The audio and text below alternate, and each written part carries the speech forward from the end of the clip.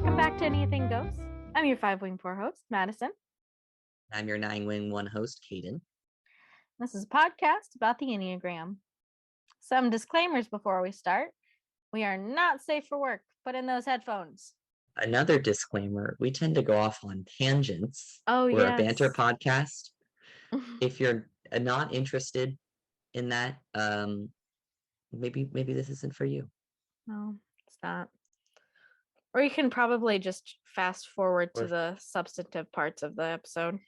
That's true. You could just skip all of our talking. Yeah. You can go to our website. It's usually in the description. If not, it's EnneathingGoes.buzzsprout.com. You can Google us there. You can also go to our other social medias.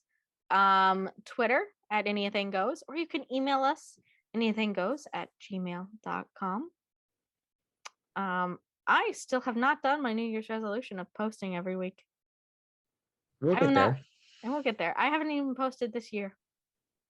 I don't remember what my New Year's resolution was. It was like wash my face or something. We definitely talked about this last time too. Yes. Because I said I was like, I'm going to do it this time. And not a single one. Because I just get too busy. Yeah. Yeah. We are not, we're still going through disclaimers here, trying to get back on track. We're not Christian, although a lot of Enneagram stuff tends to be. We're not professional, because funnily enough, you can be that Enneagram wise. You can get certifications. You can also just be like a therapist or psychiatrist or have any certification or any reason to have people listen to you at all. And we just, you have an anthropology degree. Yeah, I have. Yeah, but like, give me license to talk about how other people think in their life generally in broad strokes without any specific data or information, really. You have a little bit more than the average person. And we're not telling people how to live their life. We're just discussing our own opinions. We did give bad advice in one episode. Yes. I feel like everyone should go check that out if you haven't already. We gave everyone bad advice to follow. Honestly, I think that's one of our best episodes yet. Yeah. Go back and listen to that one. That one was good. Let's see. We did disclaimers. Oh, so we had a Patreon. We have a Patreon account. You should donate to it. And we got a patron who donated a lot of money to us for me to join a cult. And guess what? I had an interview with the cult. We've been saying the cult. We've been saying it Arica. It's Arica. We're gonna be changing that now. I'm in. I have to set up. I can't buy the book that we wanted to, though. You have to become like an upper level member.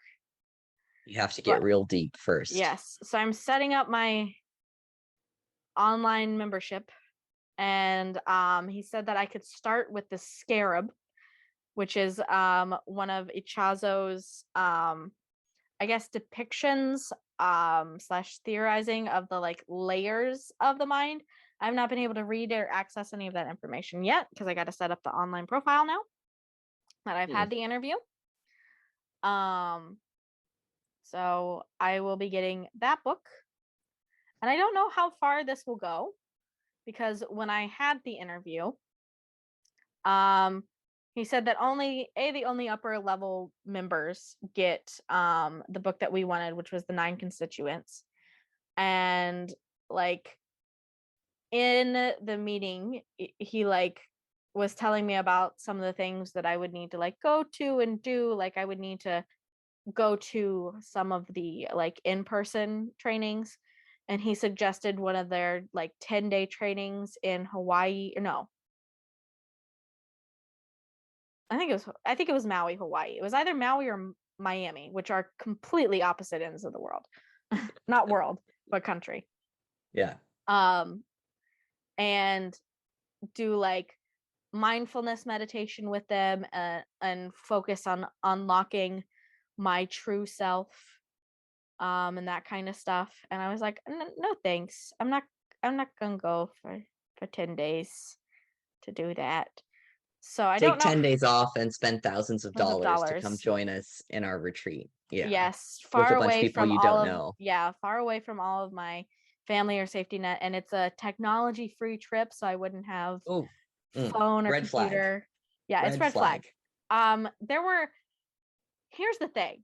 There were red flags, but maybe I'm not as good at picking. We should do an episode just devoted. We need to do an episode devoted on my travels so far into this. But at first I was like, he seems like a reasonable person. Maybe this is not very culty. And then a red flag hit and I was like, oh wait, maybe. He was getting me there for a little bit. So I don't know. I'm so glad that you are the one doing this, though, because I will admit that my agreeability generally and my disposition, Mhm. I would be so vulnerable to a good cult. Like, you Mhm. could get me in real easy. Just push me to 6 and then have me join, and I'm Yeah. just it. Yeah. And he himself was very charismatic and nice, and just in the interview, like, exuded just a very calm, like, personality. And I like it really, like, it relaxed my defenses, and I was like, oh, maybe this is fine. And then I was like, wait, red flag. So I don't even know.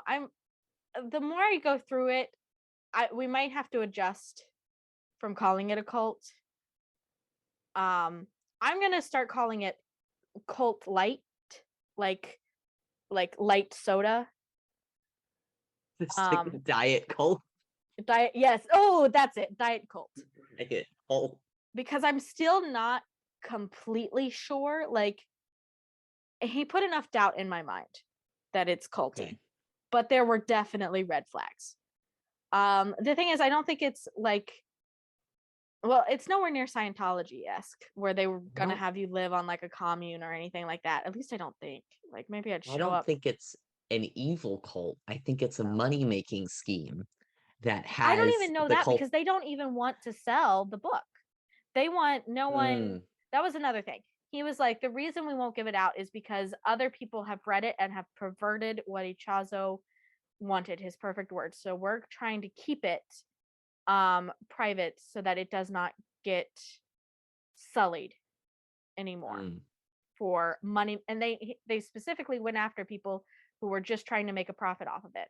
And like, to join, like, even to get this interview, it kept getting rescheduled and rescheduled and rescheduled. And now I can't even buy the like big book.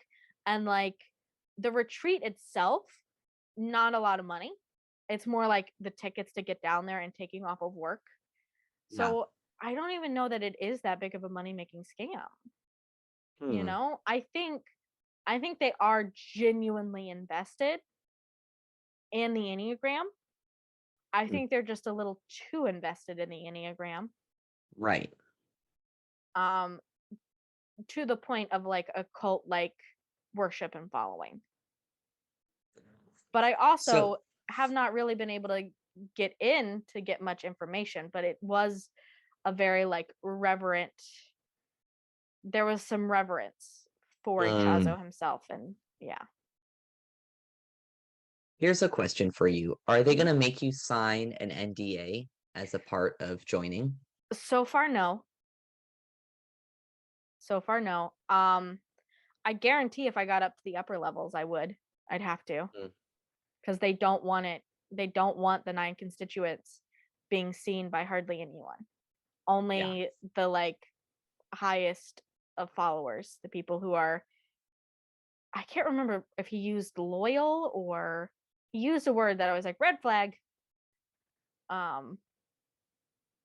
can't remember what it was, but people who would essentially keep it secret. Yeah. So I don't know. I don't know how far I will get into this. I'm gonna I might, in part of the online paperwork might be an NDA. I don't know. Because I'm like just got that recently. But yeah, so update is that I'm gonna do this paperwork. I'm gonna get the book, The Scarab. I will read it. I'll probably send it to Caden, have Caden read it, and then we'll do an episode on it. All right, so moving on to the question of the month. Our question was mainly for the rejection triad, which is 2, 5s, and 8s, but anyone could answer. Our question was, are you a gift giver? What does your gift giving process look like? I didn't get very many people on Reddit who commented, so not much information. I, on the other hand, am a 5, so I can maybe answer this. So for me, I personally am not a huge gift giver. However, I am very into the like this is the time we give gifts, so a gift must be given.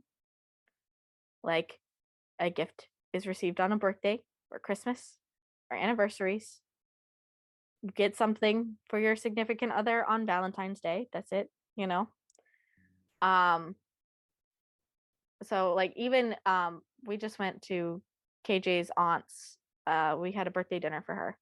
KJ was like, "Oh, I'm not gonna get her a gift or a card," and I was like, "We're getting her a gift," and I got her a little potted plant for $3. Because I was like, "You can't. It's her birthday. You can't just show up without one." There are rules and they must be followed. There are rules and they must be followed. I also, gifts stress me out a lot, to be perfectly honest, because like, you know, you want them to be pretty even and fair, you know, like,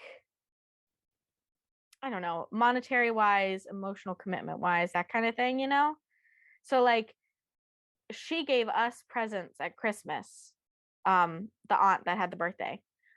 We didn't get her anything, and I would have gotten her a little something if I had known we were gonna like be spending time with her. But I was like, we have to definitely get her a birthday present this time because she got us something for Christmas and we didn't get her anything, so we have to get her something. But they do stress me out because I don't want it to look like I didn't put, if someone's putting thought into it or money into it for me, I don't want them to think that I haven't, you know. There was a Big Bang Theory quote where Sheldon does not like Christmas or giving gifts or anything because he says, and I quote, "Whenever you give me a present, you have given me an obligation to get you a present too." Mm-hmm. And I kind of view it the same way, except with people that I'm very close to and like, the stress is kind of alleviated. Like, I know KJ is going to get me presents. KJ knows I'm getting them presents, you know?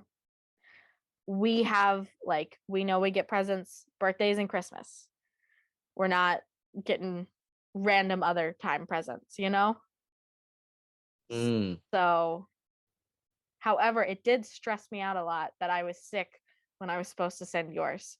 So I was I'm like not even, stressed. You can't even get it. I know. well, I'm not even in state anymore for that, so it's Yeah. all fine. Yeah. Yeah. I it's so as a 5, do you like giving people gifts that are kind of related to something that you're really invested in?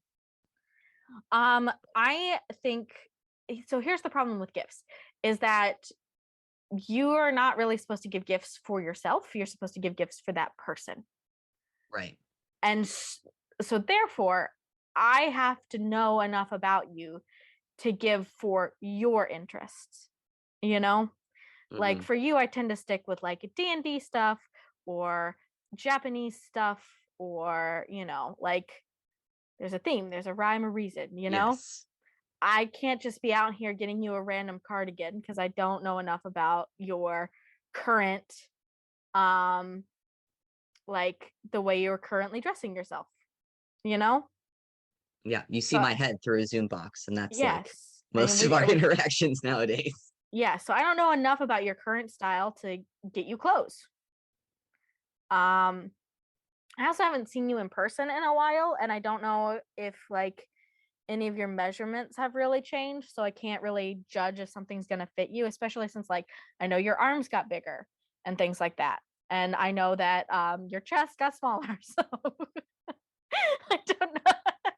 It just kind of flattened out, Yeah. like they just squished it down enough and it just kind of went into my shoulders. Yeah, so That's how it feels. I can't judge clothes enough to like get you clothing now.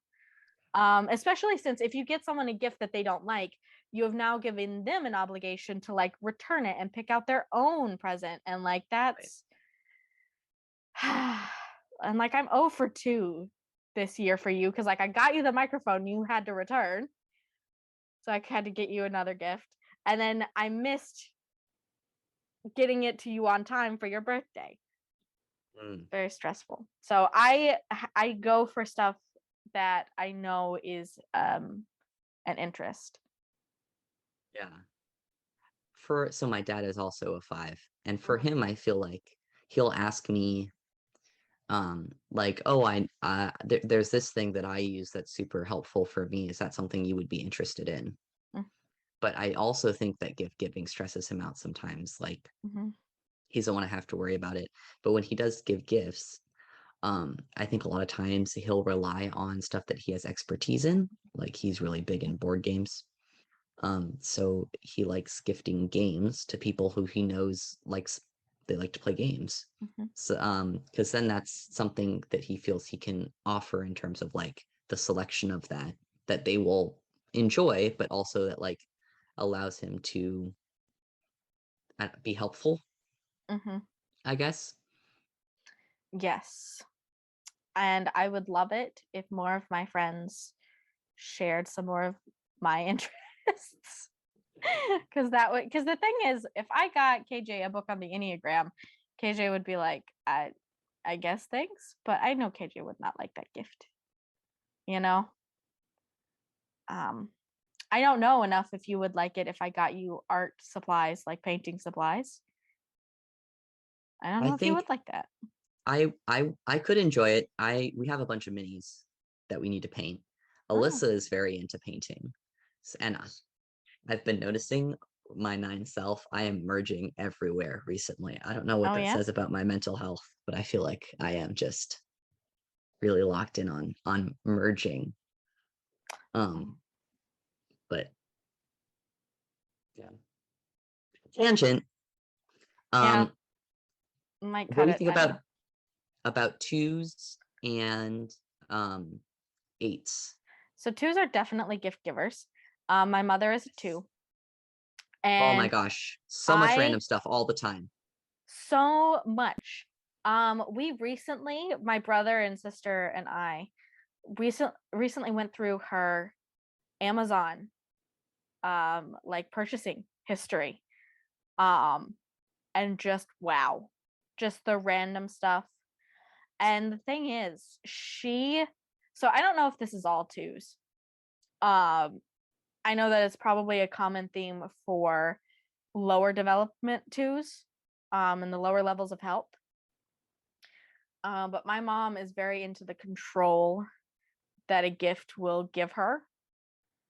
Mm, Like she bought my sister an outfit for Christmas. And every time my sister calls and is like, "Oh, we're gonna do this," or "We're gonna like," she's like talking about how she's got to go to her husband's brother's graduation. Mom was like, "Are you gonna wear the outfit?" And Hannah's like, "Well, no, I'm gonna wear this because it's more suited."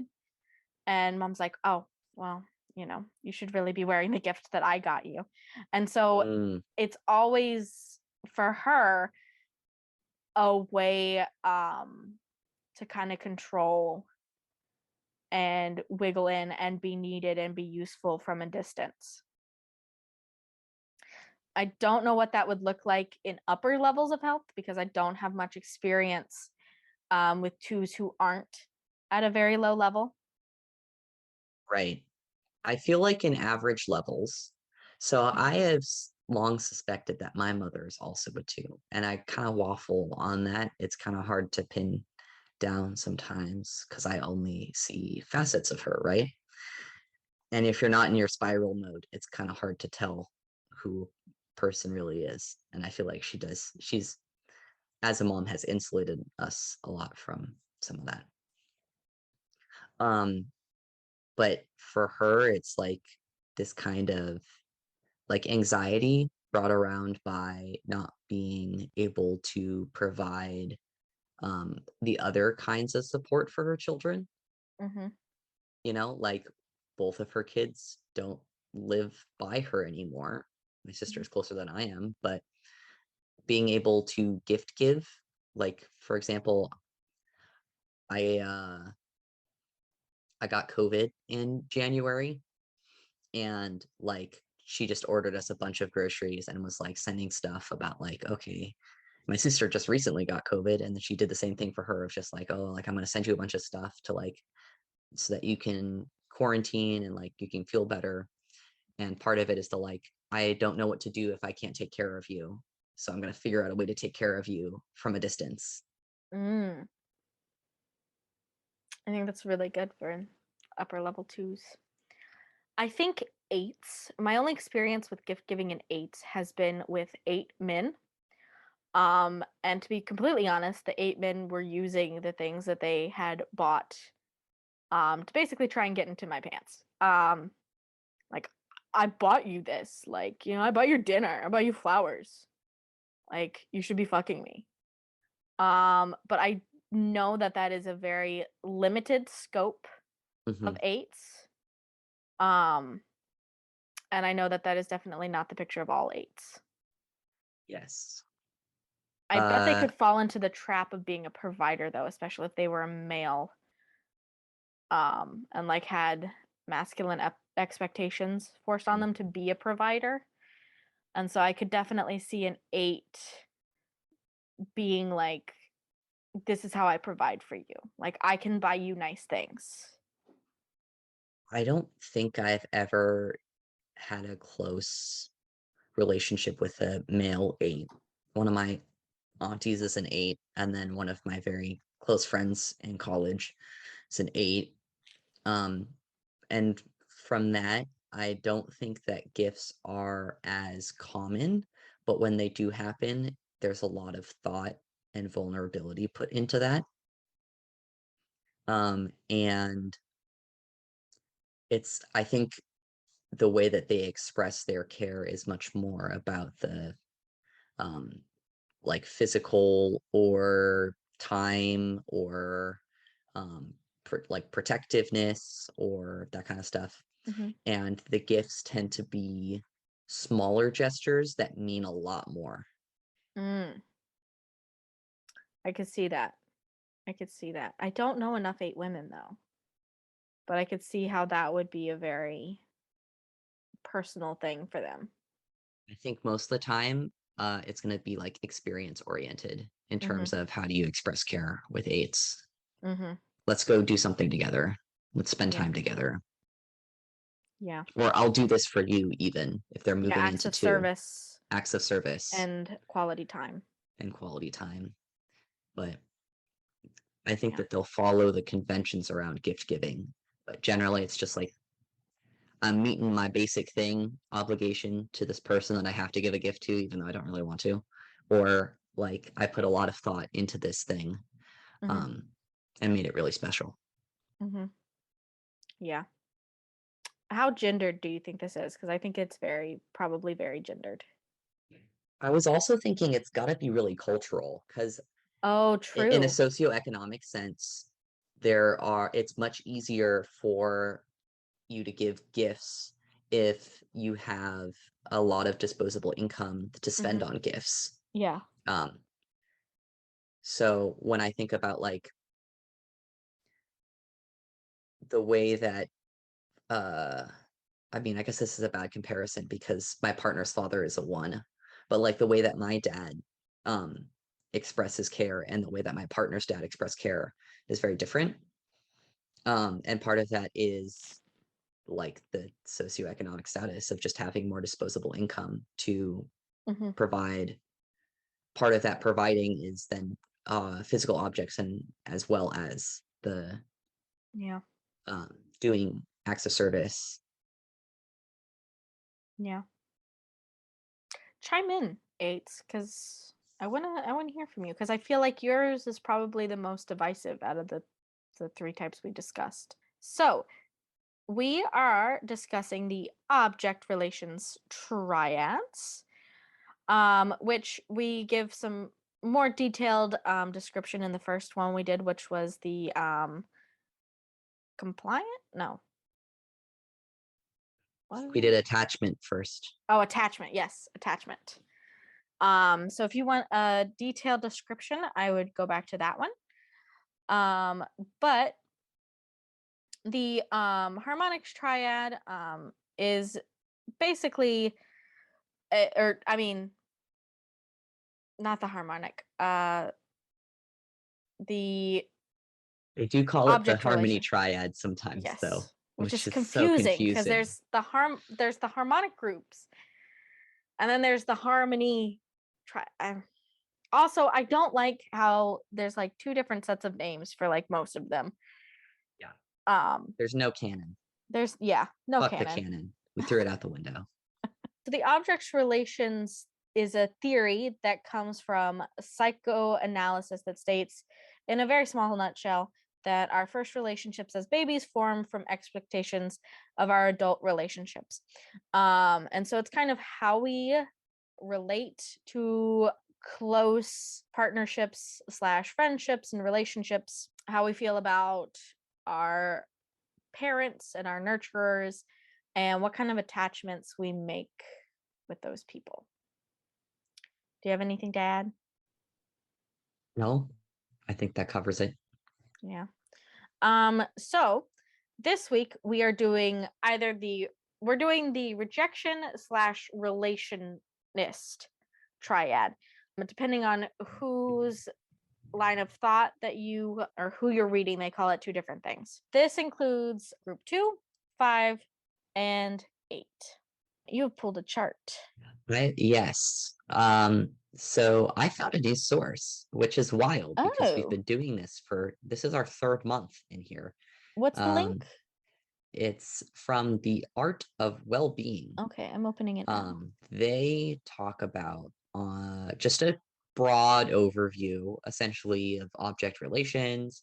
But one of the things that they put on their website were these different charts.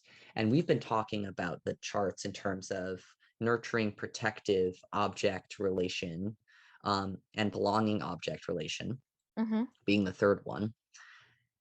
But they have a chart here that talks about that and talks about it specifically in paradoxal patterns of relating, is how they call it. Mm. Oh, I wonder if this lines up with the anxious preoccupied attachment slash oh, let me go to that one. Where Yeah. is that Well, resource? do you want to explain?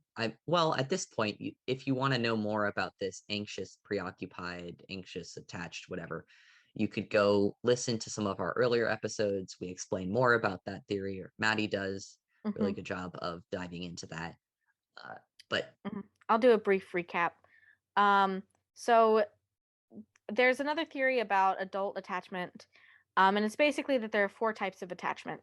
Secure, which is you have a positive view of yourself, positive view of others, and then there are 3 other types, which are all types of insecure, and we kind of divide the Enneagram up into those 3 at lower levels of health.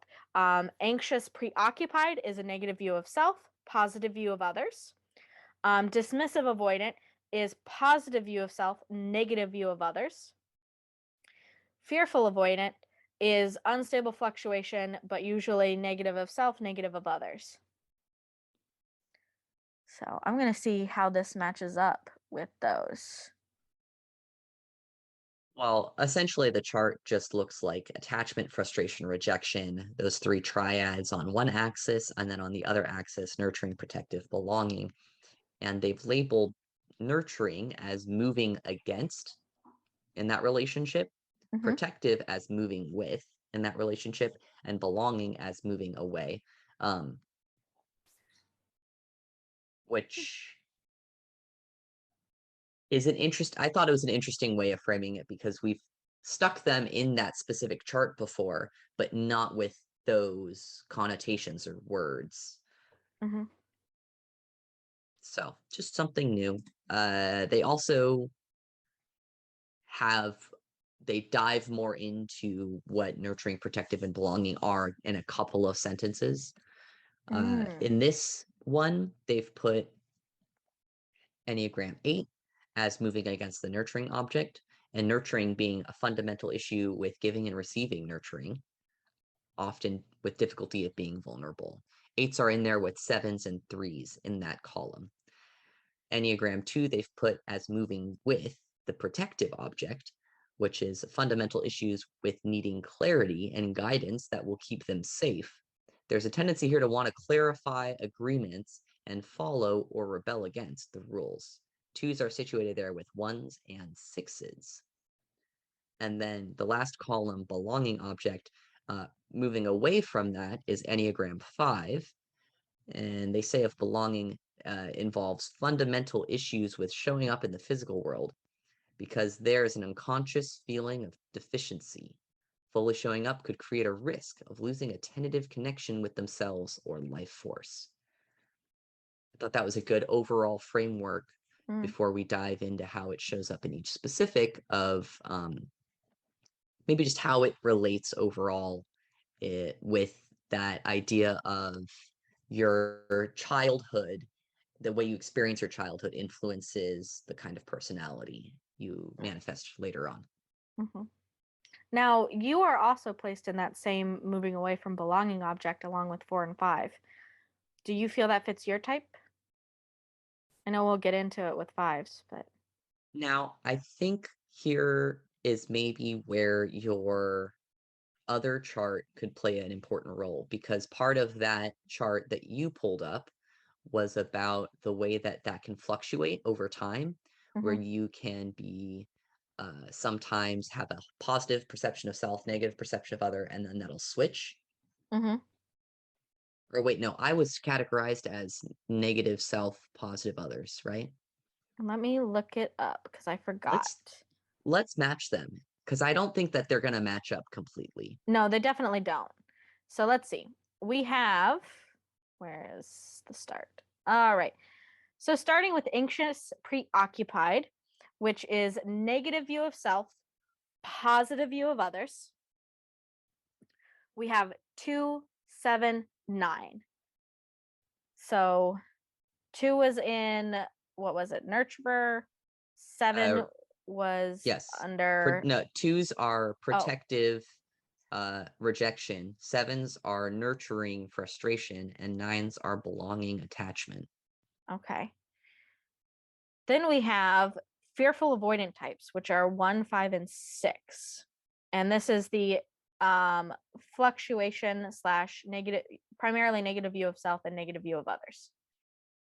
Okay, that's interesting, because both the 1 and the 6 are in the protective objects. So 5s are rejection, belonging, 1s are frustration, protective, and 6s are attachment, protective. Interesting. And then we've got dismissive avoidant, which is positive view of self, negative view of others. And that's 3, 4, and 8. Okay, so 3s are nurturing, attachment. 4s are frustration, belonging, and 8s are rejection of nurturing. I don't know. I think I want to draw this out. Like, I think I need to physically plot it to get a visual. Get like a 3D graph going. Yeah. Maybe I'll do that and actually post it to Twitter. We all know I won't. You gotta shoot for the stars, huh? Yeah. Let us know if you're following this, because my brain is having trouble keeping it together. Right now, I am the meme of the lady with math floating above her head. There's just like so many different graphs and statistics, and like it's not even really statistics, it's just trying to piece together all of it is very difficult. Yeah, I feel like out of all of the triads that we have gone through, this one has been like the most heavy of like different pieces just fitting together. And I also feel like that's probably because no one even agrees on this one. Like you got people calling it relationist, people calling it rejection, and no, there's no canon. Um, I So feel I feel like the meme from Always Sunny where he's like with the wall and all the pictures and he's like putting it yes, together. Um, yes. mhm. Why? Here's a question. Why do you think it's called relationists instead of rejection? Because I Oh, understand I read about rejection. this. I read about this. Okay. The thing is, our whole thing is trying to avoid rejection. So he named it rejection because that's what we were trying to avoid. They named it relationist because we're trying to preserve the relationship. Okay. If it's named that because that's what you're trying to avoid, are you saying that the I can see the okay, this is my own bias here. I'm have my blinders on because it's really hard to look at myself. I can see how avoiding frustration fits for 1/7s fours. Mm-hmm. Particularly sevens are like the prototypical one in that one, right? Mm-hmm. Um, but are you avoiding attachment as a 369? Because it seems like you are it's the if it ain't broke, you know, Mm-hmm. what is there an emotional core there where you're not actually allowing yourself to get attached? So that yes. Um, there once again, lots of different takes on this. But one of the main things I found is that um, there's a commonality of rejecting first. So Mm, twos, if they feel the relationship slipping, not always, but sometimes, if they feel like they can save it, they'll try and save it. But if they feel like, oh no, this person's gonna leave me, they'll leave first. mm, This happened a lot with my two roommate. This happened a lot like watching my mom. It's you're never gonna leave me, I'm gonna leave you. Um with fives, we're gonna not get in the relationship in the first place. Because if I don't get in the relationship, you can't reject me. And then if we're in one, then we try and avoid it, right? Eights, same kind of deal with the fives of like, I'm it, honestly kind of a mixture.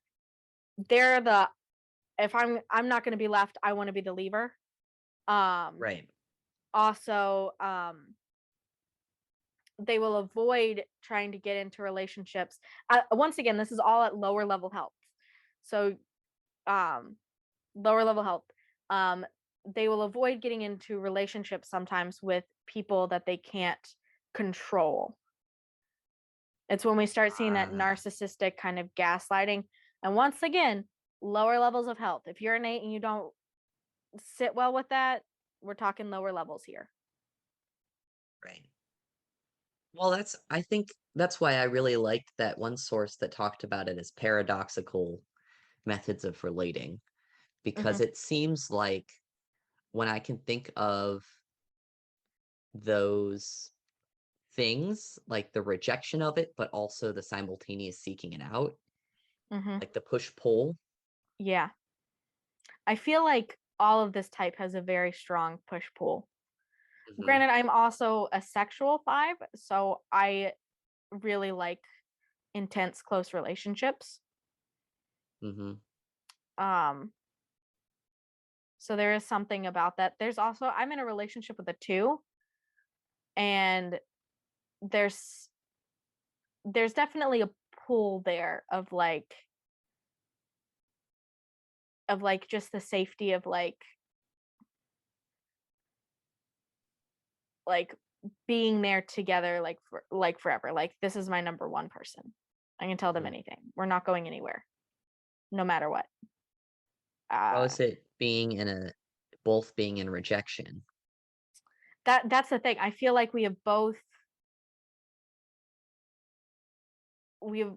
we both kind of settled into it's weird. It's hard to explain. Because on the one hand, it's like, I'm never leaving you. I'm never leaving you. But then there's also like,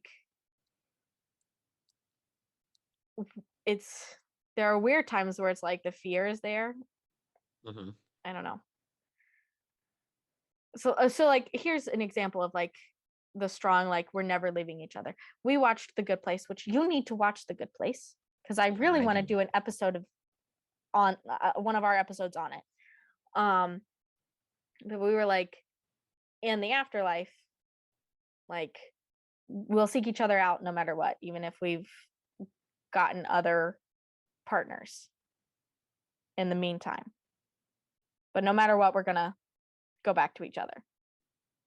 You know, like that number one, like, no matter what, it transcends death itself, if there is an afterlife. It's a very weird dynamic, and I'm That not got doing it heavy real justice. quick. Huh? I said that got heavy real quick. I know.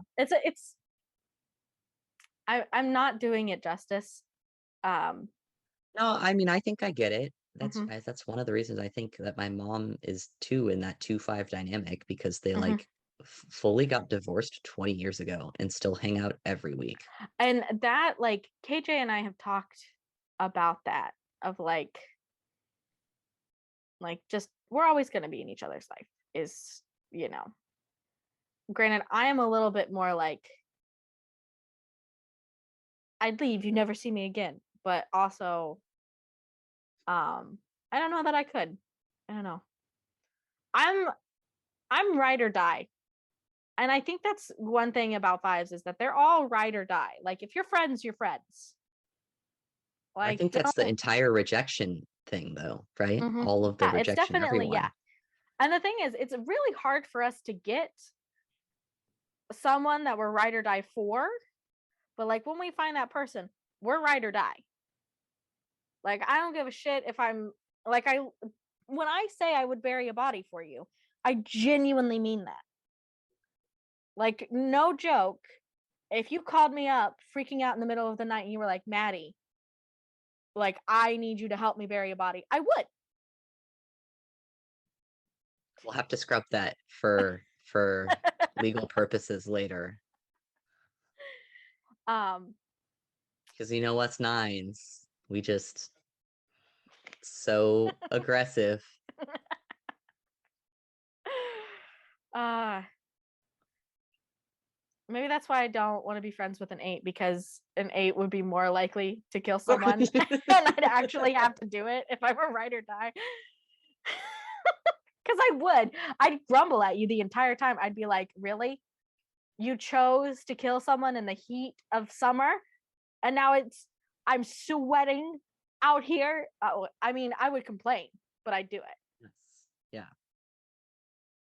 Ride or die does not mean no complaints. It just means I'm with you to the end. Yes. Maybe that's what we should rename rejection. Ride or die. Ride or die. Ooh, Oh, that's our episode title there. our There we episode, go. yeah, ride or die. And I can see that for all like 2s and 8s. If you make sure a 2 knows that you're never going to leave them, they're going to be in your life no matter what. Mhm. Whether that's as a friend or in a relationship, whatever, they're in your life. It is consistent. Mm-hmm. Consistent. My mom was talking about murdering someone the other day. That's why I was like, this is just too behavior. I was racking my brain thinking of any other ride or dies, but I can't really. I don't think there are any others that would be ride or die. I feel like I want to think I'm ride or die, but that's just to inflate my own ego. Like I'm really ride or like, go until I get tired. Mm-hmm. Like, the thing is, I know I would bury a body for you. I don't think you'd bury a body for me. Yeah, I don't want to throw a wrench in our relationship, but I think a body is a little bit too far for me. Yeah. See, and it's not for me. Ones are definitely not ride or die Oh no, definitely not. because yes, there are lines you cannot cross, and there are lots of them with ones. Mm-hmm. 3s. I don't see it. No. No. I feel like 7s could be ride or die. Because I Uh, feel like Alyssa would definitely bury a body for me. She would hate me for it, but she would. mm. Sevens are good at like compartmentalizing some of that stuff away. They got that 5. Yeah. I could see enough of a 7, but the thing is they're in the positive view of self, negative view of others. Mm-hmm. So No, I I thought 7s were. I thought 7s were in a negative view of self. no, let me go look. Um oh, that's right. They're negative view of self, positive view of others. Yeah, Huh. Maybe they could be ride or die. I don't know. I think 7s will be ride or die. 6s, I think could be, No, but only if. Here's the thing: it's not actually ride or die for you. It's ride or die for the system. not even. No, No. Because they're not buying it. so paranoid and distrustful that they see one little crack and they're like, no, Jump ship. jump ship. I genuinely don't think you could find a ride or die 6. I honestly, you know what? I think 6s are less ride or die than 1s. Hmm. Because I think it is so dependent on meeting their ideals, meeting their needs, and the second you stop that, they're out. I will say, You I can't ask think a 6 to bury a body. probably in terms of ride or die-ness, if we're doing this on a very, very scientific scale here, Mm-hmm. it moves up. Rejection is the highest, and then frustration next, and then attachment like lowest ride or die level. Yeah.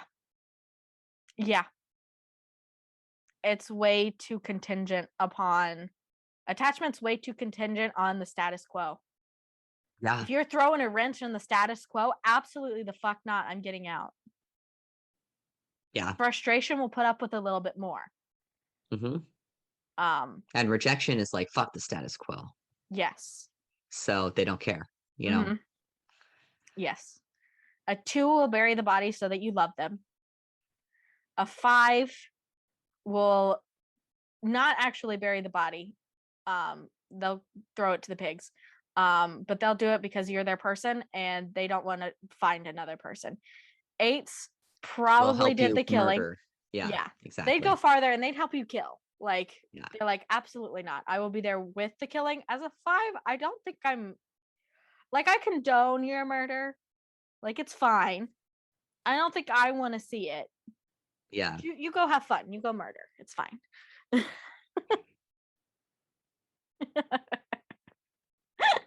yeah. um, we got deeply derailed. Deeply derailed. I'm Deeply. just sitting with the ego punch of not being ride or die enough. Really? Yeah, I mean, I kind of already knew it about myself, but I You like to know, think I'm a good friend, but I'm not really in a lot of ways. it's interesting my relationship to ride or die because before I met people I'd be ride or die for, I was like, it's so stupid to be ride or die. Like, there should be conditions. Um, like, no one should ever be ride or die. That's just dumb. And then I met someone, I was like, oh, yeah, I'm ride or die. I'm dumb like that. Like, I will dispose of the body for you. And yeah. Maybe I'll just reframe it as having healthy boundaries, which I know I don't possess, generally speaking. So this is maybe the one area I have healthy boundaries. Murder, no. I don't know. I want, maybe that'll be my next tweet, ranking Enneatypes in terms of how ride or die they are. Yes, do it. That'll be this Friday's tweet.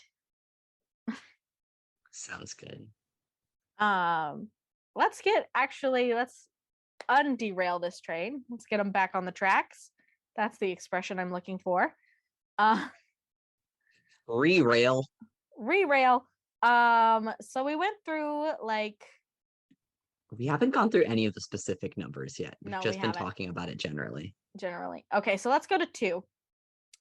I will read my quote from the attachment style. So once again, 2 is anxious, preoccupied, which is negative view of self, positive view of others. 2's quote from this page, which you can find this in our resources and show notes. I want you to love me as much as I love you. Quote, at average or unhealthy levels of development, 2s fear that they are unworthy of love and that the other person doesn't return their level of affection.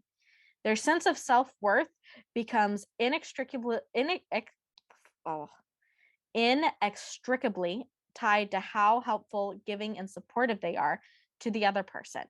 And they start doing things for the other person to earn their love. They focus their energy on demonstrating affection with the hope that it is returned in the form of appreciation. This dynamic gives rise to a great deal of anxiety that their partner doesn't love them back, that they are not doing the right things for their partner, or that they'll be rejected. Translation, that they won't be loved. So I got to do another tangent because as I was reading this, I got severely triggered. And I remembered a lot of why gift giving gives me anxiety. And it started with my mother. Because I can remember on Christmas days, my mother was never satisfied with the gifts that she got. Because she always felt that she put way more love, appreciation, and affection into them than she got back. And so it was always trying to find, like from the time we started picking out gifts for our mom, always trying to find the right gift that would make her feel loved and appreciated, and not doing it to make her feel loved and appreciated, but to just not have that fight at Christmas.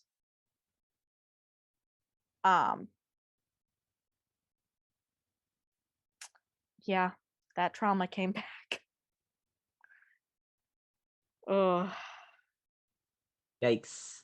2's really got that like giving to get and gift giving. Whew.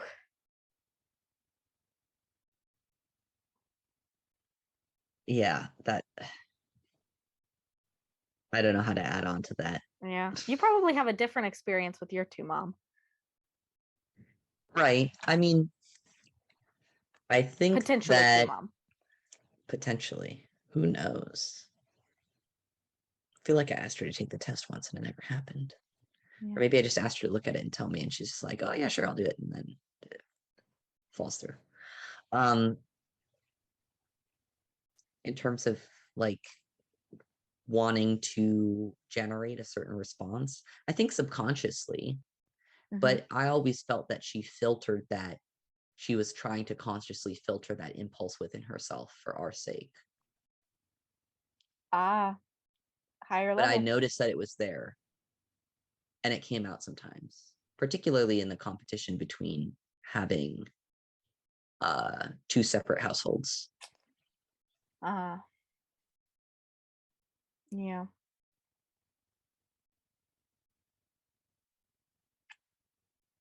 Oh no. Yes, so 2's. Let me pull up my other quote for you. 2's quote, reject their own needs, their own negative thoughts and emotions. The 2 offers the only gift she has left, her heart. She focuses on the needs of others and helping, caring, and nurturing them. 2's try to love others so much that others won't reject them. 2's base their sense of self on putting their own needs aside and caring for others. So I think putting their own needs aside, kind of in quotations, because they're really trying to get their own needs met. Like that's the that's the wink wink. Okay, you're doing this, but you're not really doing this. Yeah. I feel like 2's are the most rejection-y of the rejections because Mm, they reject themselves. And if you're not going to love them, then they'll reject you. twos were part of the negative self, positive other. Mm-hmm. Okay.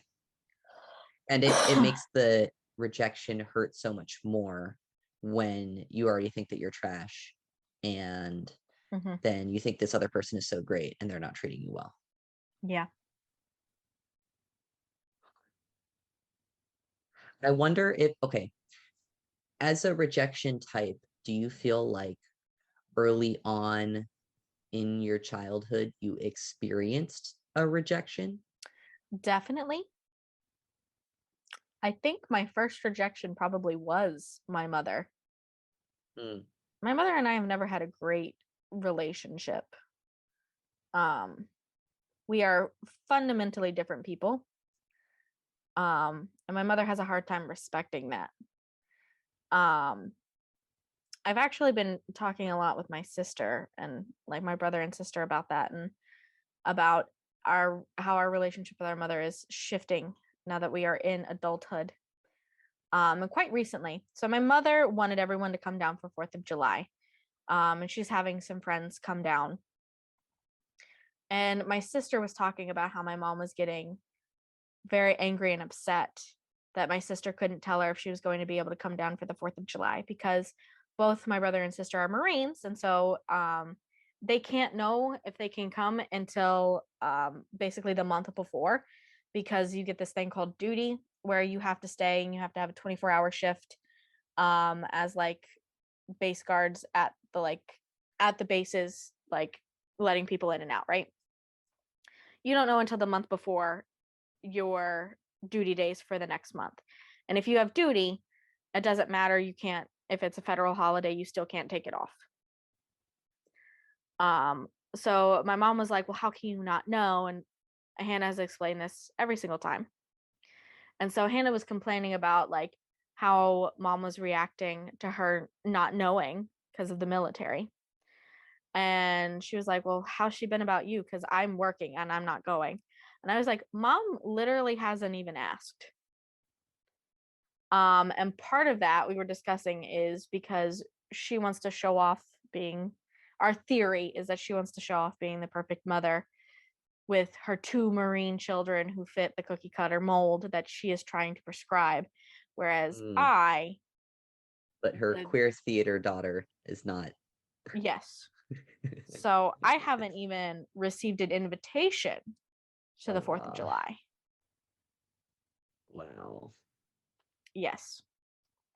So I experienced that level of rejection at like a base level from like early childhood. Not to mention, my dad was in the Air Force. And so 2 weeks after I was born, he got shipped out for 6 months. So my paternal figure was there and then was not for 6 months. And that pattern continued until he retired from the Air Force. So my earliest attachments to my father was, okay, when are you leaving? Because I can't settle into this because I know you're going to leave at some point for a very long time.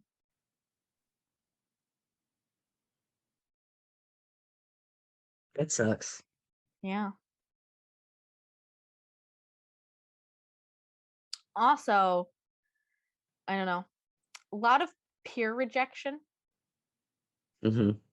which I'm starting to realize. I'm currently seeking a mental health diagnosis. Most likely either ADHD or autism, which both struggle with peer rejection. And the more I learn about like autism and ADHD, and the more I watch children interacting, because that's my job, the more I'm like, oh, I see that that's a mistake. I know that that's a social mistake that I made and did not have any idea that that was a social mistake. Especially with like taking things literally and language wise, not picking up like language cues.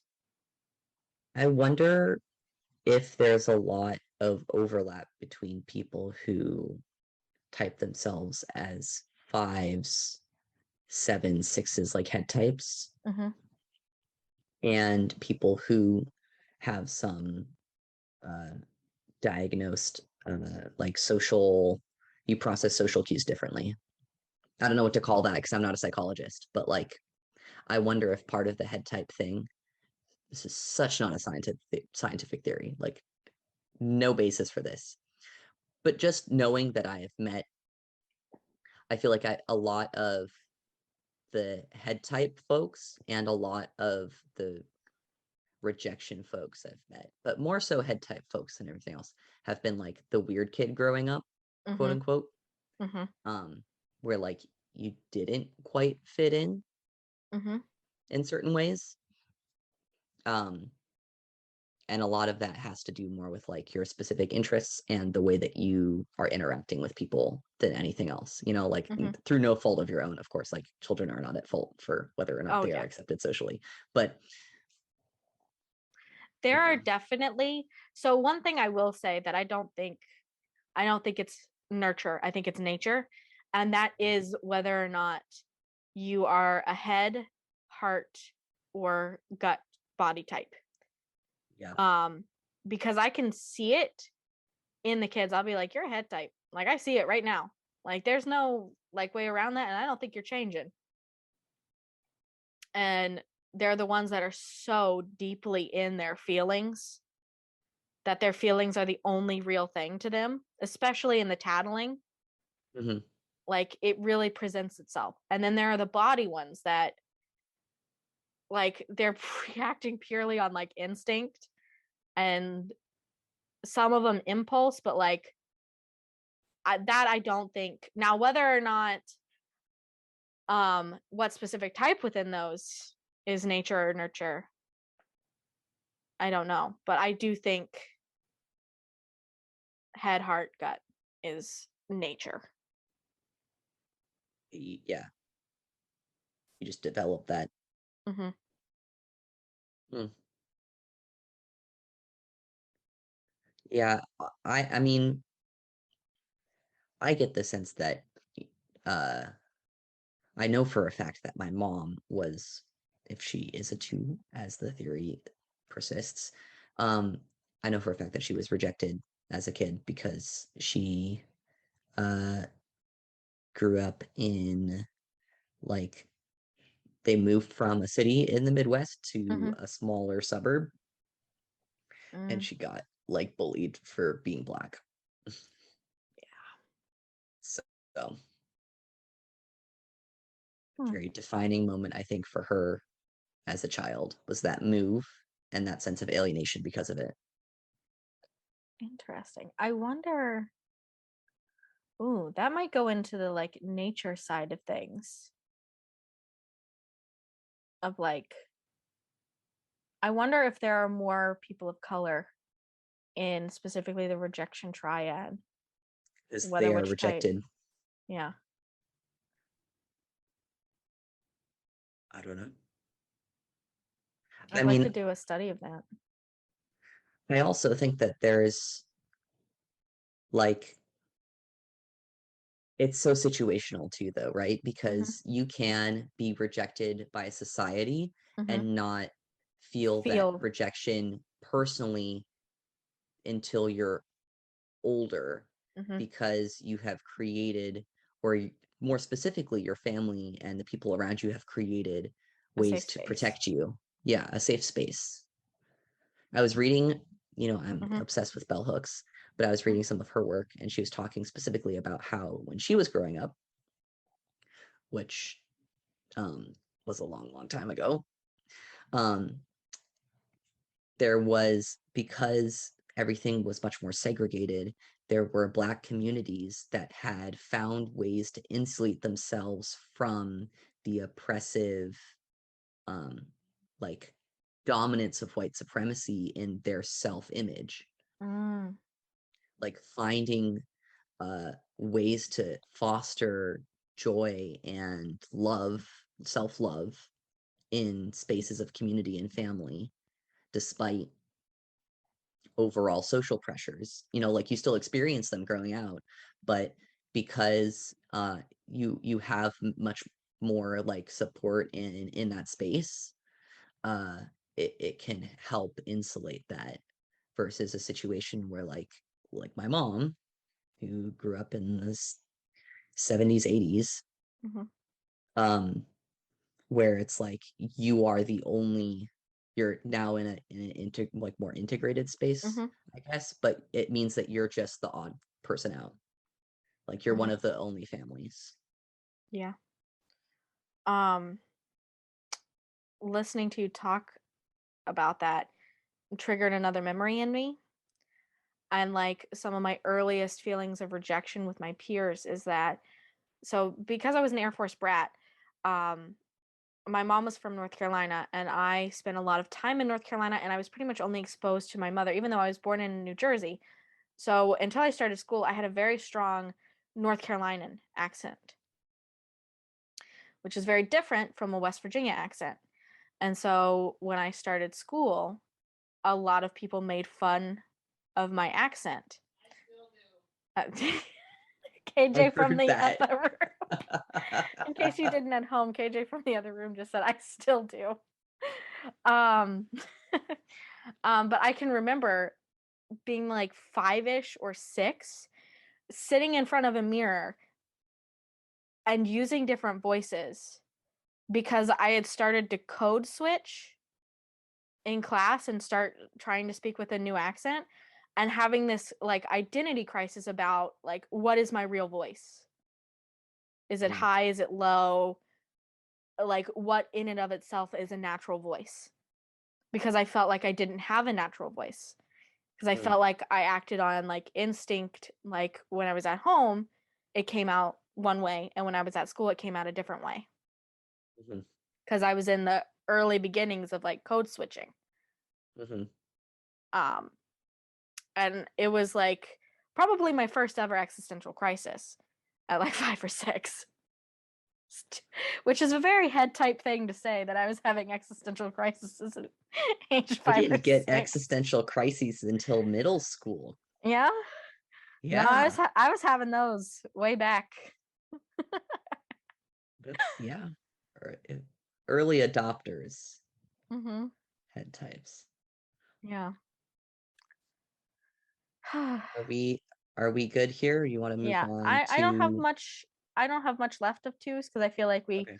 also discussed a little bit more in the beginning.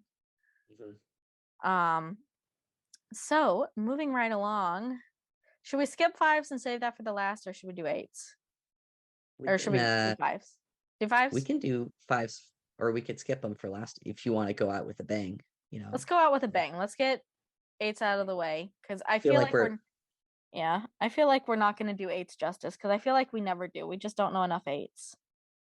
I know 2. You know 2. I know a couple, but they are not the best for like. It's hard because they don't share. They don't. Well, they And do share sometimes, but it's like it's more about the situation and the specifics. Yes, and all the 8s that I know for a fact are 8s were males that definitely were the personification of toxic masculinity. I will admit, okay, my friend from college who's an 8, Mm-hmm. very good at expressing their emotions and talking about it in a mature adult way, and verbalizing a lot of that. That's good. But I think part of that is not being raised as a boy. And part of that is having to deal with their own trauma. Yeah. Unfortunately. I feel, and this is really sad to say, but I feel like straight white male 8s are probably they're not encouraged to expand those aspects of themselves. Yeah. And when you put that in an 8 and solidify the need for control and fear of being controlled, I think it becomes a breeding ground for those kind of insecurities. I don't know. I mean, I think that 8s and 3s can fall into those traps really easy. If 3s, you're handed a lot especially of with the gendered. Yeah. I also think though, conversely, Mhm. if you're, we're talking about masculinity generally and how Mhm. people who uh, are trying to conform to that standard version of masculinity, or who were assigned male at birth and raised as Mhm. boys, uh, are discouraged from expressing their feelings. I feel like eights and threes both fall under that. Like, it becomes a really easy trap to not engage with any of those other aspects of yourself, and Mhm. it encourages this fear that if you do, you'll be rejected. Like, Mhm. I fundamentally, underneath all of that, for those eights that are like that and Mhm. really leaning hard into toxic masculinity, it's that. Oh, also, I had totally, that wasn't where I was going to go when I started talking. I got sidetracked in my own story. But I was going to say, it's not just about like having a bunch of privilege though, too, and being an Mhm. eight. I think that like whenever you're engaging with toxic masculinity as an eight, if you have experienced discrimination in society, it can reinforce the idea that society is inherently a dangerous place and will reject you, Oh yeah. which can make it even harder to open up to like really Mhm. loving and accepting yourself and others. I'd like to hear from, if there is anyone in our audience that is a um male to female trans person slash non-binary maybe, um who um is a type 8. I'd like to hear from you and your experience with rejection and control, um and how that looks for you, because if you add the like transness on top of it all, there's the loss of control over your body. Mhm. And And then you've the got, if you're assigned male at birth, you've got the toxic masculinity being thrown at you while still being a woman, but Mhm. having to parse through that.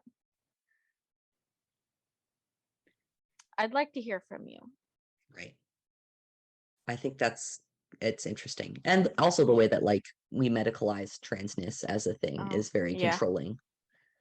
Um, because you're Hmm. not allowed to have a lot of Hmm. diversity in the way that you experience that, or Yeah. even comfortability in not medically transitioning, or only medically Hmm. transitioning in certain ways, or having a narrative or story that's not super normative in the way that people expect you to behave when you're trans. So Hmm. Yeah. So, uh, male to female total trans tangent. eights, chime in. Yes. Please. Super specific Specific. groups of Super. people. I'm sure Also, we have I a would ton of also them. like to hear from female to male trans eights and their experience with masculinity coming in from experience, kind of like growing up and experiencing kind of the opposite side and then transitioning into that. Funniest thing is that Mm-hmm. I can actually see that being something. So personally, I Mm-hmm. was talking to one of my childhood friends the other day, who's also trans man. Um, and we were talking about how masculinity like transition, and it's just like y'all are just performing constantly. Like, all of this is just one big performance, and Mm-hmm. realizing how fake all of it is. It's just learning enough that you Mm-hmm. can kind of get by and like show off for other guys. Yeah. And I feel like eights uh aren't into it. No. Threes might be though. Threes might get Mm. trapped in it, Yeah. but I don't think eights would really, No. like, they're not interested in trying to be someone else. No. Eights who are socialized to think that that's who they are, I think it's a different story. Yeah. I'd like to hear from trans eights and the control over your body aspect, really, too, and how that has affected you. That's my main question. Yeah. All right, so let's go into um, um, attachment styles. So type 8 is the dismissive avoidant, which is positive view of self, negative view of others. So type 8's relationship thought is, I am strong, you might make me weak. So at all levels of development, ooh, this is a strong quote. At all levels of development, 8s strive to be strong. While highly functioning 8s understand that there is strength in vulnerability, 8s at lower levels equate vulnerability with weakness and are hesitant to let people get too close. When they do let a romantic partner in, they seek control of the relationship to maintain their feelings of strength. 8s at this level are prone to objectifying their partner and viewing them as an inferior who needs to be controlled. They are also, as a rejection type, sensitive to perceived rejection and may overreact by withdrawing or losing their temper. 8s will use distancing strategies to initiate relationships to reinstate the feelings of control and to avoid feeling weak or vulnerable. So, I actually have 2 stories about male 8s and control in relationships. So when I was in college, much younger, on the like 19 side of things, like on the still in the teens, I was on Tinder, as one does, and I met a dude, definitely an 8, and it almost seemed too good to be true, and it was actually not seemed, it was, but like I met this like Adonis of a man, like perfectly sculpted, perfect, like everything just down to a T. He was like an engineer making like 100K, was interested in me, right? And I was like, suspicious. What's wrong with this situation? Coming in hot with the rejection triad, you know. And he was definitely an 8. Well, come to find out, his whole thing, and the reason he was single, is that he was, still is, frankly, a feeder. If you are not familiar with that, this is a not safe for work part of the podcast. It is someone who gets sexual satisfaction out of feeding others. And he was very interested in big, beautiful women, but not even just to the point of big, beautiful women, but we're talking heavy. Like he wanted me to be 300 plus pounds. That is not safe for you, small human. No. And that's the thing. I was chubby, and I like swiped right on him anyway, because usually I swiped right and was like, it's, never gonna happen because he's built, like he's, like he was there's 2 types of fitness dudes, okay? 2 types. There's the fitness dudes that think chubby women are just disgusting and they're like too into working out. And then there are the built dudes who work out so that they can lift chubby women. There's no in between. 0 in between in my experience. Granted, I've had more experience with the vocal sides of those two. Those 2 are definitely the more vocal sides. But his whole thing, the reason he was so sculpted and such a buff Adonis, is that he worked out so that he could lift over 300-pound women. Like that was his whole goal for working out. And I am nowhere near 300 pounds. And the reason we ended up not staying together is because I was like, nah, dude, I'm not going to gain that weight.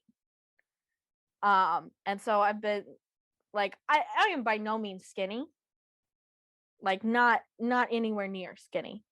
But you are nowhere near 300 pounds. I'm nowhere near 300 pounds. If you were 6 feet, yeah, maybe. But even then, like I've never been rejected for being too skinny, except for that dude.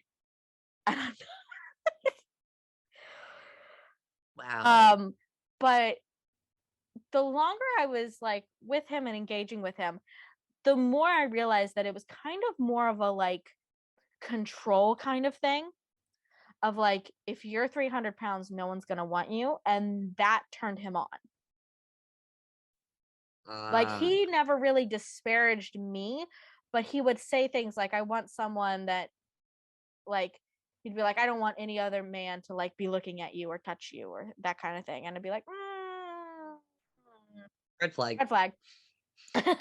And like, just things of like, I want to be able to do things for you and like control what you're doing. Like, he wanted me to be on like my 500-pound life, Mm.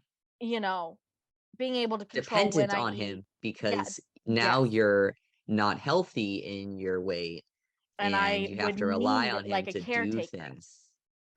and he would Oh, have that that's fucked up. control. And like, if I got to that weight, it'd be very hard for me to leave him, not just because I wouldn't be able to find someone, but like to physically leave him. Yeah, because you wouldn't be healthy anymore. Uh-uh. You would have done something to your body that it's not supposed to be doing. Yeah, no. So that was one of the eights that I've dated.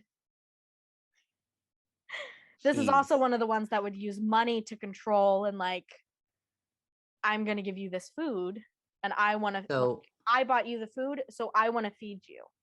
You can't, I you're not. wonder, I mean, that's an extreme example because it was specifically targeting you should gain more weight so you're dependent upon me. But I Mhm. wonder if you also get a lot of eights who go the other way of like, you should be skinnier because that's socially Mhm. more of that pressure, right? But I wonder if you have folks who are like controlling in that way.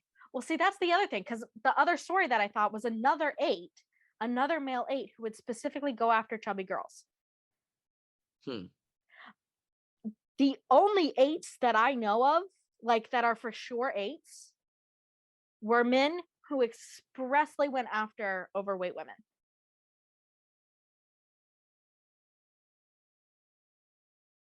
Hmm. I don't know if that's a thing. I feel like it's not. I feel like that's just my experience because I'm overweight. And so those kinds of people would be gravitating towards me. Um, but yeah, and that's why my experience, that's why I can't talk very much about AIDS, because the only AIDS I know are these eight men who specifically are going after chubby women because they think they'll be easier to control and Hmm. not leave. And Oh, so is it they so would maybe it assume that I wouldn't would have a lower it's um not about the body control and I'm controlling what you're eating. It's about the social control of you don't have other places to go because being chubby is stigmatized. mhm. It's about the like, no one else will love you. So like, Oh, I was thinking it was more about the like, I have so much control over with the my first body guy, and your body. yeah, with the most extreme guy, that's exactly what it was. But with my other dude who was not like off the deep end to it, he was like, the chubbier the better because they're not going to leave me because Well, I'm just gorgeous get a and they're not. therapist. I know, right? But yeah, so I'm sorry, eights, because that's been my experience with your Also, time. like, oh, okay. Uh, I definitely get the like thick thighs save lives, Mm-hmm. right? Mm-hmm. But I don't understand people who are like, my kink is that I think you're ugly, because that like doesn't make any sense. Right? Like, how could you, why the logic of that doesn't match? Like, I either you think they're gorgeous because they mm-hmm. are, or you don't, and so why are you trying to date them? So I I think the thing is that like when you are developing, like going through puberty, your brain will do some like weird stuff to you, you know? And there are definitely people who have kinks that are not actually related to the beauty of someone, you know?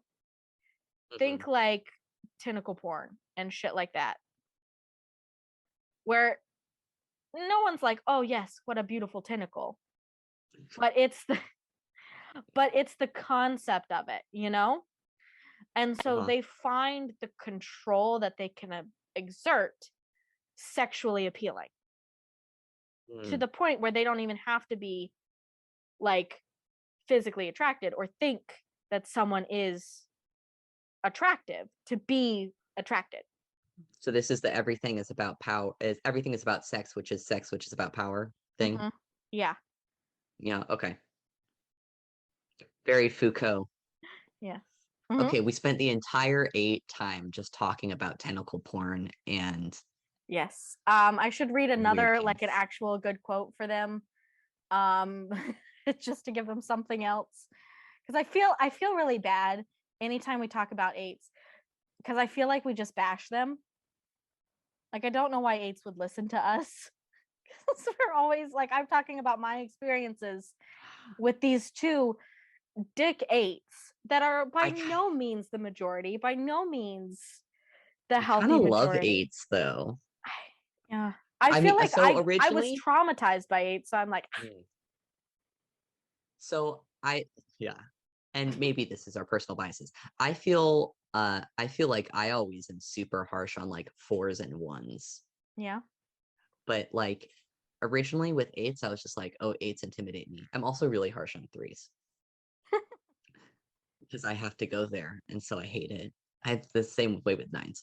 Really, just that whole half of the circle. Are me and I are on rocky terms. But the other half, like 8s have definitely grown on me over time. I Hmm. after having an 8 boss too. I Hmm. think in your personal life, 8s are like can be hit or miss depending on how great they are on their own stuff. But like working with an 8, fucking amazing. No, No? because one of the dudes that I'm talking about that went after chubby women was my boss. Oh, okay. And Well, I did end up sleeping with him. But yeah, just the worst boss. my I feel boss like was a I feel like the difference might be is that you have more experience with female slash LGBTQ yes. eights. And I think that's the Yes. main difference. And I don't know enough female slash LGBTQ eights.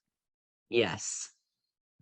Yes. That's my boss 8 was a, you know, 40-year-old woman with 3 kids. So Yeah. Much better eight experience. I could she was all on her like, let's have a meditative moment shit. She was like going to 2 sometimes. And she mhm. definitely had her 8 moments. But also, we were at a super dysfunctional organization and she would take no shit. You could tell because she would start blinking a lot. And I was like, oh, she's about to murder someone. It was really entertaining to watch. I need those kinds of eights to just come into my life, please. Those kinds of eights, please come into my life. Um, I'm curious, to be honest. All right, so here's a good quote for eights. Eights reject their own needs, especially their emotional, vulnerable sides. The eight only has one gift left to prevent further rejection: her strength and will. Eights believe in their power and know that others can turn to them from strength and leadership. Eights expect to be rejected, but they are so tough, they give the appearance of being able to handle it. You're tough, eights. I respect you. I feel like they'd like to hear that more than I love you. What was do you okay, so I feel like that is a legit word for word quote from the Enneagram from Idiot for Idiots podcast. Was it? Yes. Because one of Oh. the hosts is an 8, and she was Oh, yeah. talking about making her something about cookies in her, I don't know, something, I don't know, I'm theoretical also behind future in the children. podcast. This is an earlier episode. I haven't listened in a Is long it? time. And I'm totally going to get the context wrong. but there was a word for word thing about like, if I ever have kids, they will not love me, they will respect me. And I was like, yeah, that's a legit. Yeah. I respect you, 8s. All right, let's move on to 5s and totally trash me now. Don't worry, 8s. I'm not just going to trash you. I'm going to trash myself. So let's start with the attachment style, which for 5s is fearful avoidant. This is the fluctuation, but mainly negative view of self, negative view of others. 5's thought is people want too much from me. 5s at lower levels of development prize objectivity, rationality, and information, and discount the importance of feelings and relationships. They disengage from the world of the humans and go into their head, becoming private, reclusive, and distant. While they may actually want a relationship, they cherish their time and space and easily perceive intrusions. They often feel rejected, are easily overwhelmed by others' emotional needs, and may feel that they're bad for people. Negative view of self.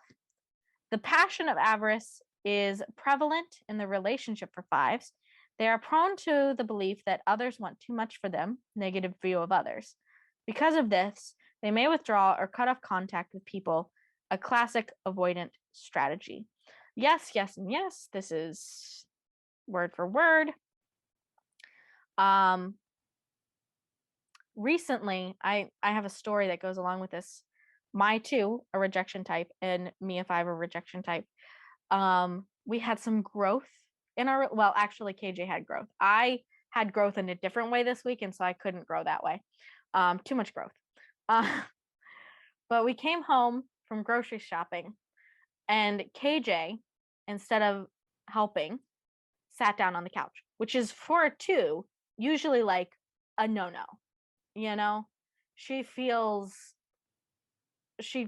bad if she doesn't help, and it makes her stressed out, and but I am very controlling over my space, which I need to grow. I need some I'll growth slot in that that area. growth for next week. Yes. And so whenever we would get groceries, like I have a system for the vegetables, system for the drawers. I've got those organizers. KJ is more of a, it's in the fridge, so it's fine. I am maximizing for efficiency. Like when we get groceries, I bring them home. I wash all the produce. I cut up all the produce that will stay fresh if cut. So like broccoli gets cut up immediately. Green onions get all cut up immediately. That kind of thing. Hey, I All don't the want to do that fruits. after I've been at the store. That's so much work. Yeah, and see, KJ just wants to like put it in the fridge. Absolutely not. I gotta wash the berries. I gotta cut them up. I gotta put them in my containers for work, or I won't eat them because it's too much work during the week. But KJ had a moment of growth where they were just able to let me do that and be my neurotic self without stressing over not being helpful, and was able to just relax. I'm so good at not being helpful. I'm so glad I'm not a 2. Right? So I need to work a little bit in not needing so much control over my space. I don't know that the kitchen one will ever go away, to be perfectly honest, because I like to cook. And I basically, when I get the groceries, I get the mise en place out of the way. Mm-hmm. Because like all the broccoli's cut up, I just pick it up. I've got a very nice rotation going on with like different like color coded lids so that I know what's the oldest. And I'm eating the oldest first. Like, I don't know that that'll go away.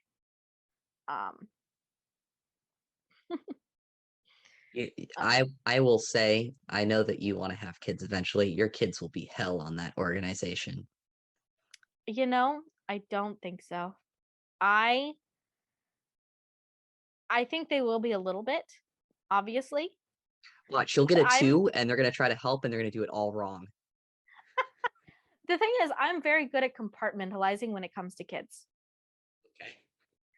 And as long as I have Like, the thing is, what might end up happening is that as long as I have like my bedroom or my one space that's just mine, like I'll probably have like the bedroom will be like, no, kids, we're gonna go. Like, we're gonna leave. Their kids' rooms can be whatever they. I already plan on getting them mini fridges to work on intuitive eating, and I'll put the snacks that are in their mini fridge that they can just have whenever. So they don't really need to touch the regular fridge, Kids banned. You should just put up. I'll get you like little no kids allowed signs, and you can stick them on different parts of your house.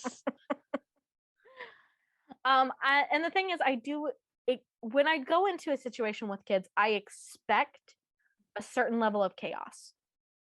Yeah. And when I expect a certain level of chaos, I am much more okay when it actually happens. Yeah. And that includes when I'm in my own space. So for instance, when we have a party, I know that there's going to be mess. I'm okay with that. I know that we'll eventually get it back on track. And as long as I have my one space that I can keep pretty much on track, I'm fine. So You'd be such a great homeowner. I really am. That shit's gonna be on lock. I also think I'm going to be a pretty great parent. Like, don't get me wrong. I know I'm going to snap sometimes. I know that sometimes the kids are going to get into my safe space and put my lipstick all over the walls or something.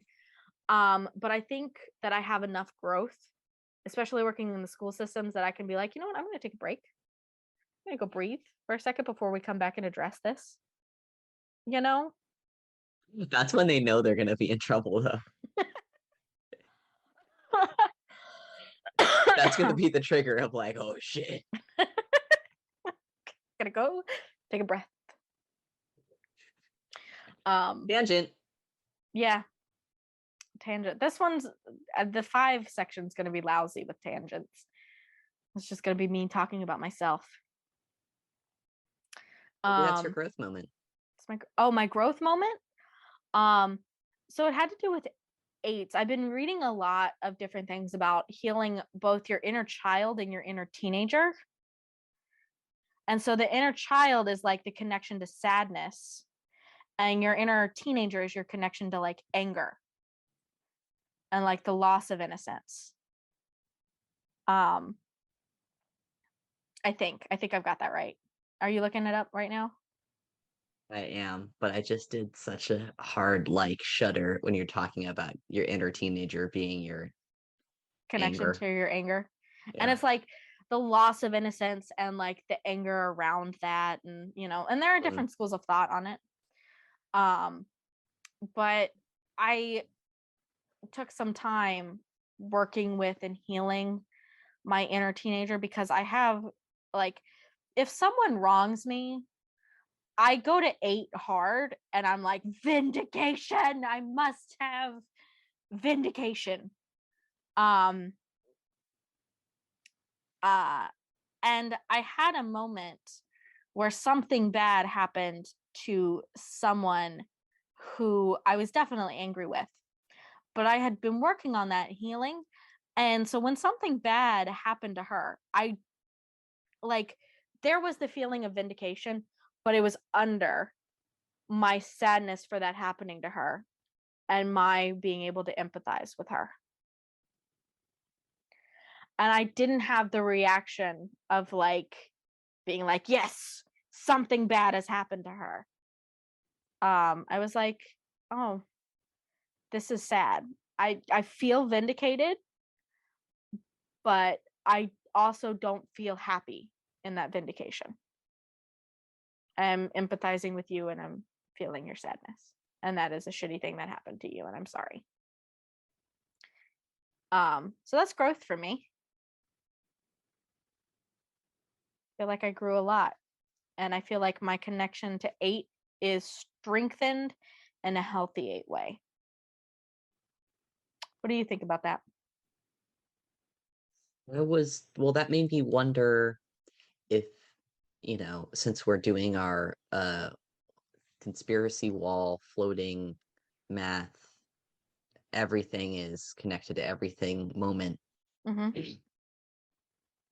I was wondering how you could map the inner child, inner teenager dynamic of like what would, if for fives that innocence and anger points are like those things, like how does that look like in, well, how could you generalize that maybe Mm. per type?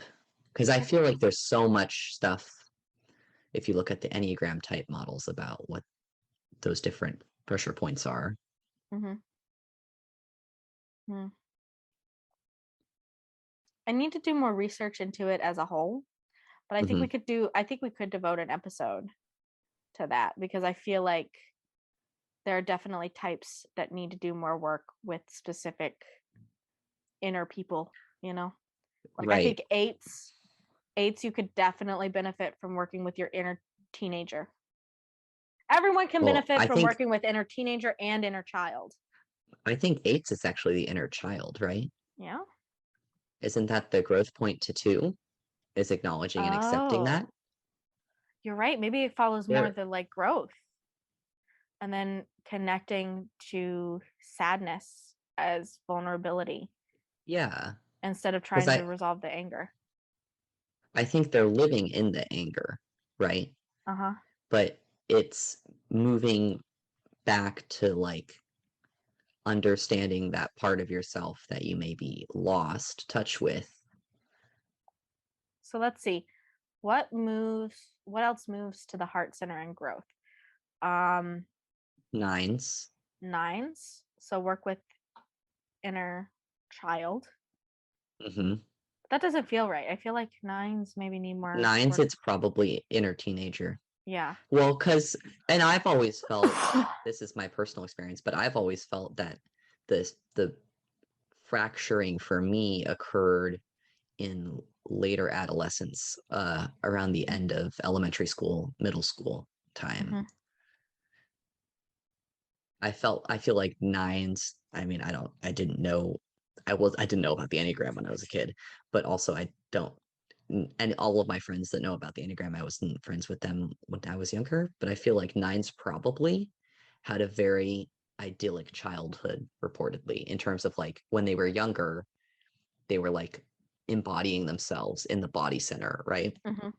And then there's that teenager point where something switches. Mhm. We could definitely devote an episode to this. Put it on the list. Put it on the list. Point for now though, every single person, if you're listening to this, work on healing your inner child and your inner teenager. Do that work. I'm having very positive results. And I'm feeling, especially working with inner teenager, I'm feeling more at peace with the world.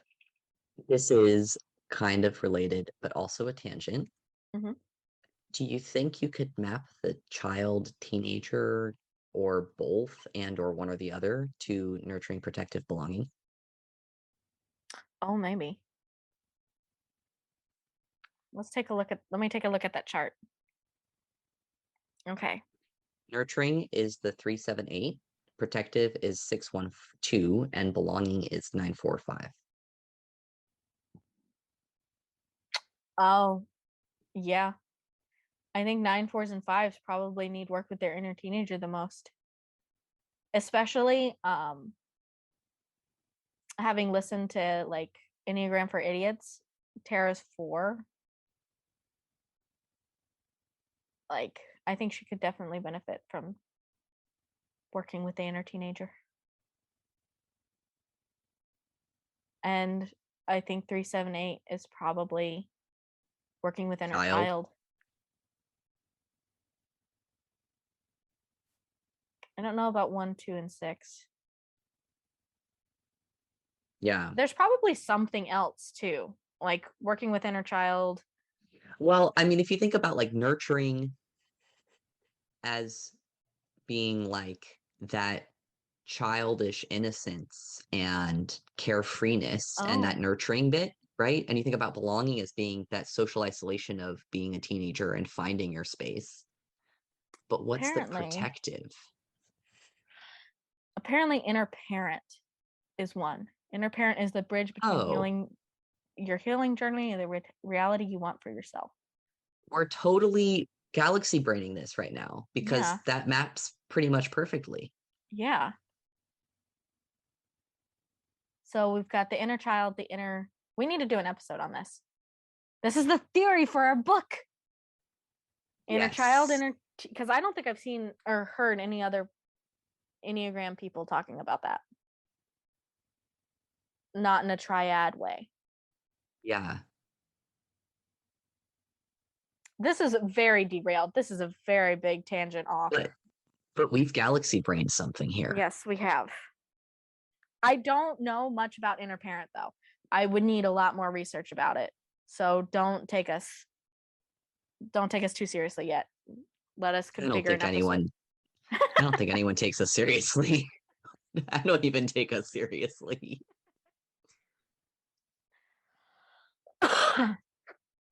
But yeah. What else is there to talk about fives? Oh, I can read my quote, like the good quote. Let's see. Go for it. Rejection in fives. Fives reject and minimize their own needs, especially their physical. Oh, did I already read this one? Yes, maybe. Yes. I don't know. If I haven't, it sounds a lot like the other one. Need to be independent. Oh, no, it is different. Okay. Fives reject and minimize their own needs, especially their physical and emotional ones. The five has only one gift left, her head. Fives offer their intelligence and expertise to others, hoping that others will appreciate their knowledge.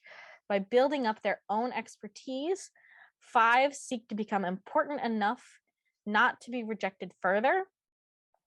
Fives, having cut off their emotional needs, try not to need others, to be independent, and to not need love. Fives believe that their lack of emotion will shield them from the pain of further rejection. So I do have something to talk about with this. Before the podcast started, we were scrolling through a Reddit question that I had asked, and there was a 4 there that thought that they were a 5. And we were going through a lot of stuff. And I feel like there's this what people think about fives versus what fives actually are. I feel like there's a lot of people who you might type as 5 because of their arrogance around knowledge, like the mansplainers, those kinds of people. And I think they get typed as 5s because we automatically associate intelligence or faux intelligence with 5s, right? The thing is, though, 5s are in the rejection triad. And I learned from a very early age that people don't like, or often don't like, the person who is the smartest in the room / thinks that they are the smartest in the room. I learned that very young. I have some trauma around it based on teachers being like, the only one to get the A is this, or like the curve breaker. There was one time I aced a test that everyone else failed. Was not a point of pride for me, but being in a room where you can physically feel everyone hating you for having done well, no. And so this 5, or well, it wasn't a 5. This 4 was like, oh, I don't like specifically the standard love languages. I like what did he even call it? It's not even a real thing. It's just someone theorizing about it. The new 7-factor model here. And it's not even a thing. It's just someone in Truity did some research and they proposed it. So I feel like you get a lot of 4s who like to type themselves as intellectuals rather than actually having useful knowledge. 5s like knowledge for the sake of knowledge, but they also like having useful knowledge. If you can't put the knowledge to use, then how is that going to keep you from being dependent on other people, but also how is that going to be useful so that people don't leave you? There are 4s who are intellectuals who learn things so that they can be different. And they're the like, oh, I know this thing, how would you know? Or like, you don't, I know this thing that you don't know. And they can use it to raise themselves up, whereas a 5's knowledge definitely has special interest, but has a lot more of a functional capacity to the knowledge.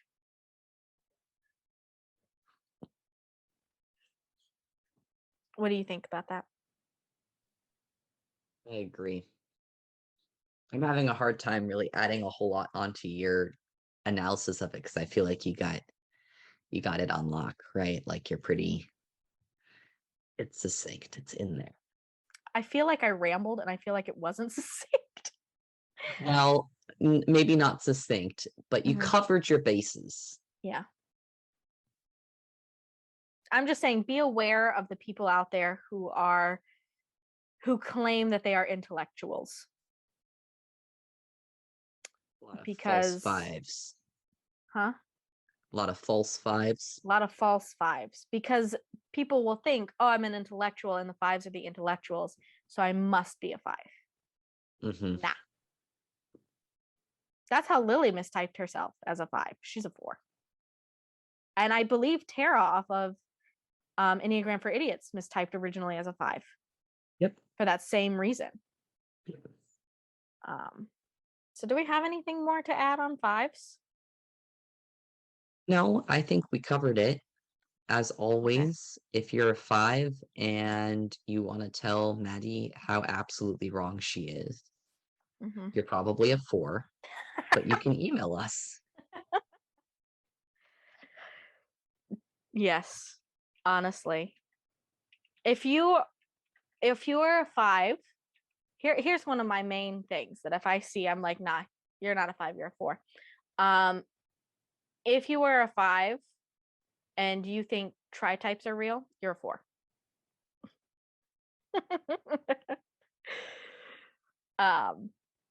That's, you can quote me on that. Because you have not done enough research on it. You just heard about it and you were like, oh, it's a more inclusive type, it fits me. It's 4. It's appealing to your 4. You're a 4. I don't really have much else for 5s, so let's wrap up. Question for next month: what is your Harry Potter house, your Hogwarts house, and what's your type? I have some theories about alignments. I think that any type can be any house, but I think that there will be some strong pools of different types and different houses. Do you think that there is a specific type that is like more inclined to Potterheadness than other types? Or do you think it's a universal appeal? I think universal, but maybe head type slightly more. I think head types get obsessed about it more. Yeah, I feel like it's head universal. types tend to get more obsessed about books in general and fandoms in general. That tracks. Yes, and 4s, type 4s. Yes. I think okay. That yes. Yeah. I think head types 4s and type too. 4s. Yes. But we'll discuss that all next episode. Are we okay, I hate to butt in here. That's Are fine. we doing specifically who you are now if you got sorted by the sorting hat? Because I think this is important. This is a hill I will die on. Who I was at, what is it, 12, 11? 11? You know how much of a Harry Potter fan I am. I didn't really know the exact number. Who I was at 11, very different than who I am as a 20-something-year-old. That's interesting. I would like to hear if you think your Hogwarts house changed or would have changed based on childhood self versus adult self, because I don't think mine would have changed. Even though I'm a very different person, I don't think mine would have changed. Oh, okay. Because I mean, I We can talk about. We're gonna have so much. We're fun. gonna. Yeah, we got a whole episode to fill. Okay, great. Yeah. So follow us on Twitter. Email us at EnneathingGoes@gmail.com. We have not had an email in a while. Please email us, especially this one. It's so easy. Just email us your type and your Hogwarts house. Put it in the. My aunt likes to do this thing where she'll put in all caps the entire email in the title.